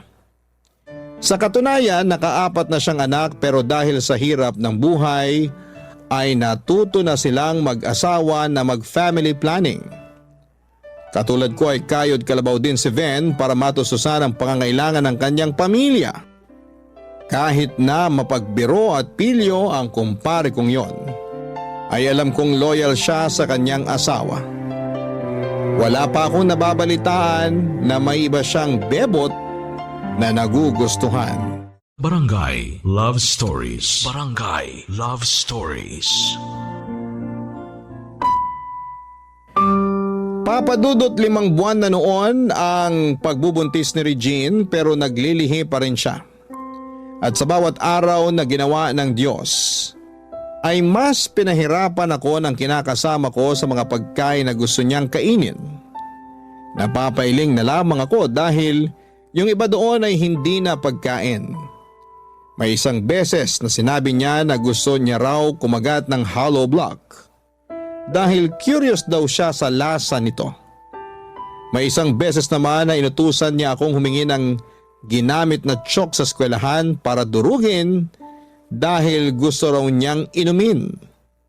Siyempre hindi ako pumayag dahil baka mapaano siya kaya inaway niya ako at pinagsalitaan ng masasakit tulad ng walang kwentang kinakasama at kung ano-ano pa. Sa totoo lang ay dumating na ako sa punto ng buhay ko na parang mababaliw na ako. Napatanong na lamang ako sa sarili ko kung ganon ba talaga pagbuntis. Base naman sa kwento ng iba kong kasamahan sa Toda, naglihi rin naman daw ang mga misis nila. Pero hindi naman masyadong kakaiba ang mga pagkain na gusto nilang kainin. Hindi tulad ni Regina talagang masakit sa ulo. Umabot pa nga sa punto na ayaw na niyang kumain dahil sa tampon niya sa akin, na hindi ko na raw maibigay ang pinaglilihian niya. Siyempre nag-aalala naman ako dahil baka mapano siya at ang baby namin na nasa sinapupunan niya.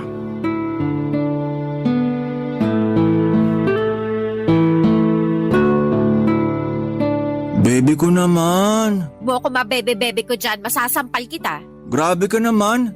Sasampalin mo pa ako pinagluto na nga kita ng pagkain gusto mo. Ha? Anong niluto mo? Ano pa ba? Di adobong paa ng manok. Pinalambot ko pa yung mga paa ng husto para hindi ka na mahirapan ngumuya. Ayoko niyan. Regine naman. Hindi na nga ako namasada ngayong umaga para lang magluto niyan tapos sasabihin mo ayaw mo? Uy, bakit parang kasalanan ko pa? Sana namasada ka na lang kaysa sumbatan mo ko ng ganyan. Hindi naman kita sinusumbatan. Ang akin lang pinaghirapan kong lutuin yung ulam natin. Tsaka ilang araw ka rin nagsasabi sa akin na mag-adobo ko ng paa ng manok. Tapos ngayon na nandyan na ayaw mo naman bigla kainin? Hirap kasi sa'yo, pinalilipas mo pa ng ilang araw bago mo gawin. Dapat kung kailan ko sabihin, dun mo na agad lutuin. Pwede ba yun? Kung magsabi ka patulog na tayo kaya matik kinabukasan na yun. Basta, ayoko nang niluto mo. May iba na akong gustong kainin. Ano na naman yan? Teka lang, iniisip ko Gab? pa. Masyado ka namang atat. Knock. Oh, Ven, napadalaw ka. Birthday kasi ng pangalawa ko, tapos ako ay natasan ni Commander na magluto. Naisip ko na dalaan kayo ng mga ulam na niluto ko bago pa maubos. Kaso wala ka naman kanina sa terminal natin. Sabi ng mga kasama natin dun, di ka raw pumasada. Ganun na nga.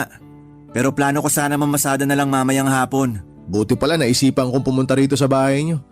Pasensya ka na ha. Di ko na kayo naimbitahan sa birthday ng anak ko. Di naman din kasi karamihan yung handa namin. Tamang luto lang para sa pamilya. Oh, ito pare. Kunin mo na. Ay, naku, salamat. Ayos lang naman yun. Nag-abala ka pa. Ikaw pa ba? Tsaka baka sakaling magustuhan ni Regine yung mga niluto ko. Balilit yung paksiw yan, meron ding menudo na walang atay ng baboy. Sabi na kahit hindi mo pa sinasabi kung ano yung niluto mo, amoy na amoy ko na. Tama ako, lechon paksiw nga sa kaminudo. Oo, paborito ni Mrs. tsaka ng mga anak ko kaya ni-request nila. Akin na, dali, kakain na ako. Oh, ayan. Grabe, excited na ako. Salamat ulit, Ben. Buti na lang dumating ka kasi kanina pa talaga ako nagugutom. Bakit? Di pa ba kayo kumakain? Kakain na nga sana kami bago ka dumating. Kaya lang hindi ko gusto yung ulam na niluto ni Gab. Ganyan ka naman eh. Sumiselan ka na sa pagkain simula nung naglihi ka. Anong sumiselan? Isa talagang ayoko ng luto mo. Hindi na nga masarap tapos madalas pa akong nasusuka. Alangan namang pilitin ko sarili ko na kainin yun. Di nagduduwal ako dun sa lababo. Okay lang naman sana na hindi mo kainin kung talagang nasusuka ka. Pero kailangan mo pa ba akong pagsalitaan ng hindi maganda? Kung ano-anong masasakit na salita ang sinasabi mo sa akin at sa luto ko. Hindi mo na naisip na pinaghirapan ko yun. Pakiramdam ko tuloy wala na akong ginawang matino.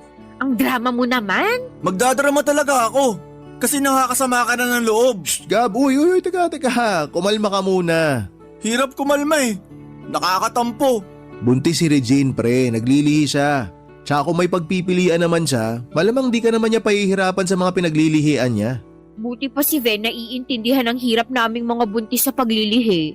Naiintindihan ko rin naman ah. Naiintindihan daw pero kasasabi mo lang na nagtatampo ka. Kung makapagsalita ka, akala mo hindi mo anak tong dinadala ko ah.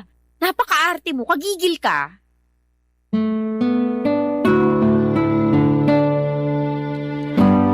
Papa Dudut, hindi ko alam kung nakita ng Diyos ang pagmamakaawa ko kay Regine na kumain ng araw na yon.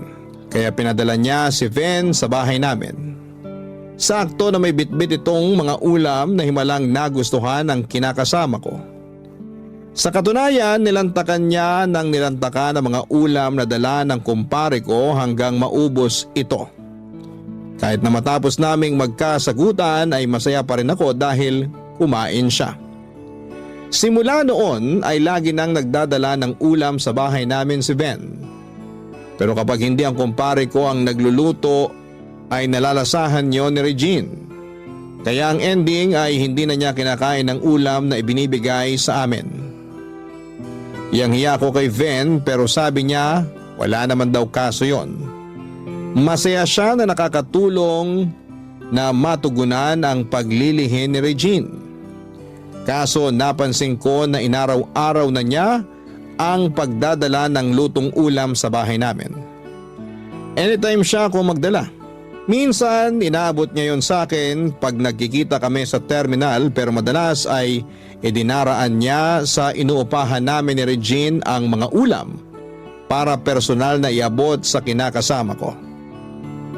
Isang gabi nagsabi sa akin si Regine na gusto niyang magluto ng espesyal at masarap tapos ay imbitahan ko raw si Ven sa bahay namin para kumain. Pasasalamat daw niya yon sa lahat ng mga lutong ulam na binibigay nito sa kanya. Naisip ko na wala namang masama doon kaya inimbitahan ko si Ven sa bahay namin para magtanghalian. Habang kumakain kami ay napansin ko na sarap ang kumpare ko sa lutong sinigang sa miso ni Regine. Tapos ay nakatitig lamang sa kanyang kinakasama ko na para bang unti-unting naguhugis puso ang mga mata niya. Doon ako biglang nakaramdam ng selos dahil feeling ko ay may sarili silang mundo at hindi ako doon kasama Papa Dudut.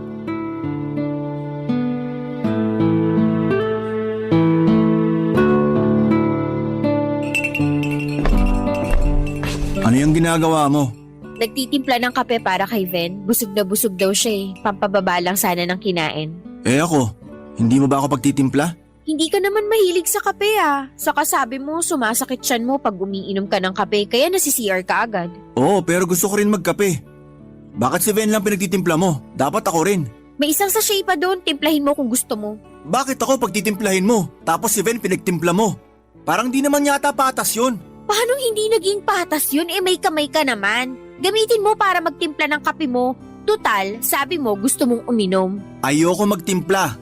Gusto ko pagtimpla mo ako kagaya nung kay Ven. At bakit mo gagawin yun? Ano ako, katulong mo? O ayos lang ba kayong dalawa?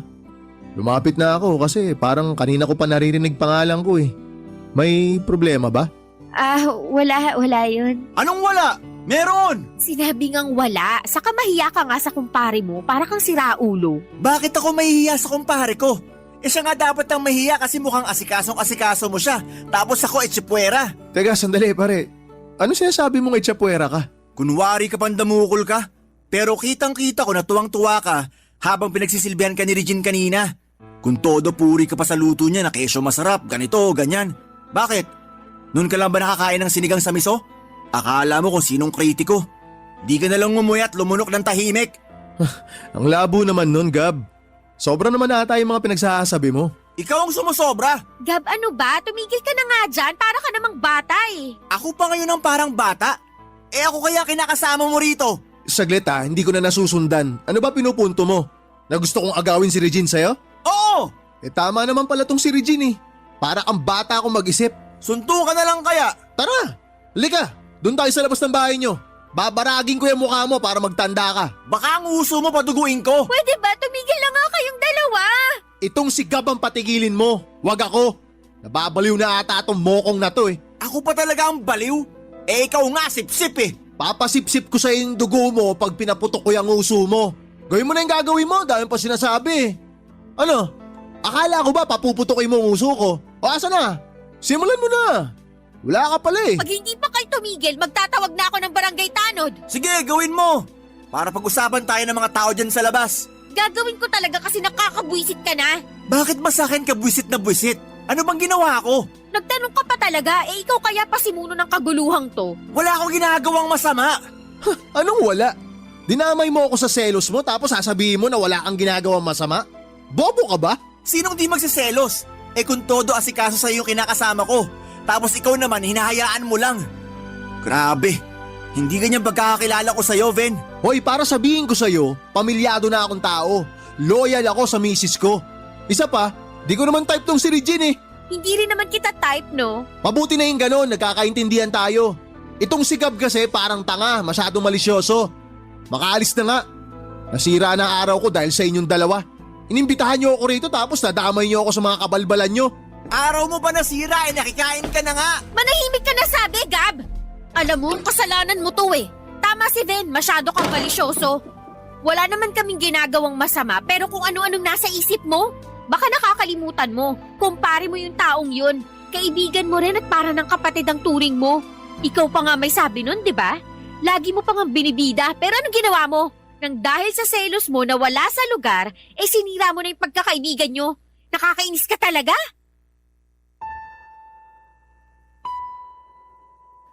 Papadudot matapos mag-walk out ni Regine para magpalamig ng ulo, ay nakapag-isip-isip ako ng mabuti. Doon ko na na-realize na masyado nga akong naging malisyoso at nagpadala kaagad sa bugso ng damdamin. Grabe ang pagsisisi ko matapos kong mapagtanto na tama nga ang kinakasama ko dahil sinira ko ang pagkakaibigan namin ni Ven. Simula ng araw na yon ay hindi na ako kinausap ng kumpare ko kahit na nagkikita kami sa terminal ng tricycle. Hindi nagtagal ay nagkabati naman kami ni Regine. Hindi pa rin nawala ang paglilihi niya hanggang makapanganak siya pero masasabi ko naman na hindi niya ako masyadong pinahirapan sa mga pagkain na gusto niyang kainin. Nagkausap din kami ng masinsina na tumingi siya ng tawad sa akin dahil masyado niya akong napahirapan sa paglilihi niya. Hindi raw niya yon sinasadya. Nagsorry din ako sa kanya dahil sa pagdududa ko sa pagmamahal niya sa akin. Kaya nga bago may panganak ang baby namin ay nagkapatawaran na kami. Kaya lang hanggang ngayon ay inuusig pa rin ako ng konsensya tungkol sa ginawa at mga sinabi ko kay Ven. Gusto kong mag-sorry sa kanya pero nahihiya ako. May pagka-ma-pride din kasi ako. Pero ayoko namang habang buhay na hindi maging maayos ang relasyon namin bilang magkumpare at magkaibigan. Kaya sana po ay mapayuhan ako ng mga kabarangay natin. Kakausapin ko na ba si Ven at magsusorry ako o hahayaan ko na lamang na lumipas ang mga nangyari? Maraming salamat po, Papa Dudut.